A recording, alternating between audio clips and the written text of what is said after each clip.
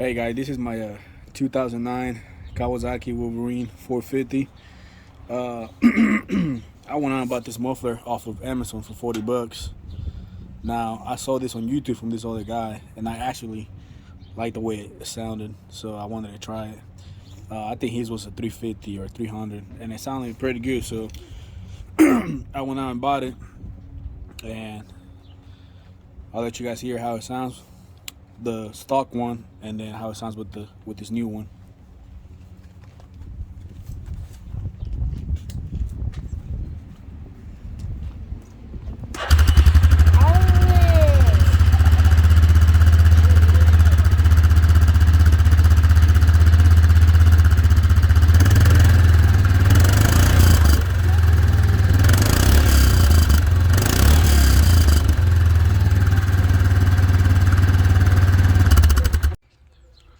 Alright guys, so here it is. I was able to I took it to work and have some of the guys at work do it for me.